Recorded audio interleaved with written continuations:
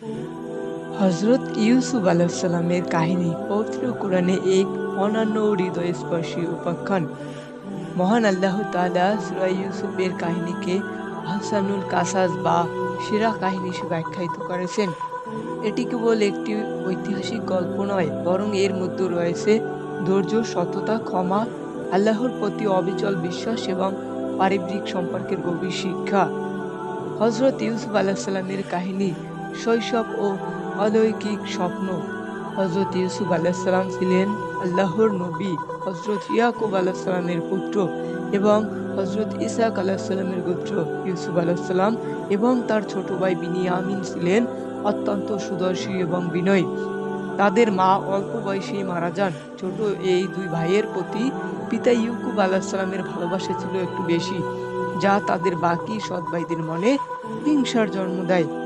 শৈশবে ইউসুফ আলাইসাল্লাম একটি অলৌকিক স্বপ্ন দেখেন। তিনি তার পিতাকে বলেন, হে আমার পিতা, আমি স্বপ্নে দেখেছি 11টি নক্ষত্র, সূর্য এবং চাঁদ আমাকে সিজদা করে। সূরা ইউসুফ আয়াত 4। হযরত ইয়াকুব আলাইহিসসালামের স্বপ্নের তাৎপর্য বুঝতে পেরেছিলেন যে ইউসুফ ভবিষ্যতে আল্লাহর পক্ষ থেকে নবুয়ত এবং বিপুল মর্যাদার অধিকারী হবেন। তিনি ইউসুফকে এই স্বপ্নের কথা তার ভাইদের কাছে প্রকাশ করতে নিষেধ করেন। ভাইদের ষড়যন্ত্র ও কূপে নিক্ষেপ। ইউসুফ আলাইহিসসালামের প্রতি পিতার গভীর স্নেহ দেখে সৎ ভাইয়েরা তার বিরুদ্ধে ষড়যন্ত্র শুরু করে। তারা সিদ্ধান্ত নেয় ইউসুফকে দুনিয়া থেকে সরিয়ে দেওয়া, যার পিতার সম্পূর্ণ মনোযোগ তারা পায়। একদিকে তারা শিকারের বাহানায় পিতাকে বুঝিয়ে ইউসুফকে সাথে নিয়ে যায়। মরুভূমিতে নিয়ে তারা ইউসুফ আলাইহিসসালামের উপর নির্যাতন চালায় এবং তাকে গভীর একটি অন্ধকার কূপে ফেলে দেয়। এরপর তারা একটি বকরি জবাই করে ইউসুফ আলাইহিসসালামের জামায় রক্ত মেখে রাতে কাঁদতে কাঁদতে পিতার কাছে ফিরে আসে।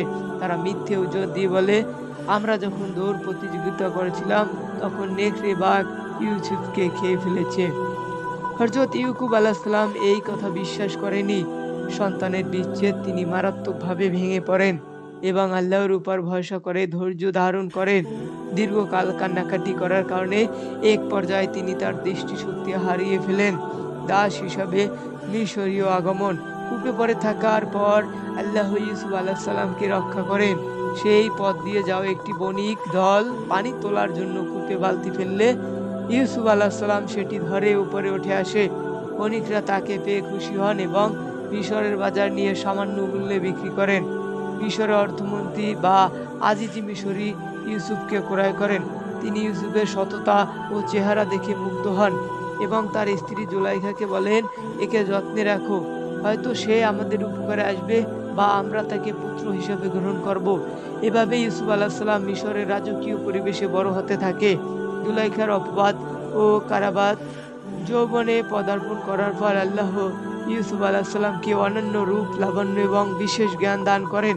মিশরের রাজীদের স্ত্রী জুলাইখা ইউসুফের রূপ দেখে তার প্রতি আসক্ত হয়ে পড়েন। একদিন জুলাইখা ঘরের সমস্ত দরজা বন্ধ করে ইউসুফ আলাইহিসসালামকে পাপের আহ্বান জানান, কিন্তু আল্লাহর প্রতি পরম অনুগত ইউসুফ আলাইহিসসালাম পরিষ্কার জানিয়ে দেন, আল্লাহর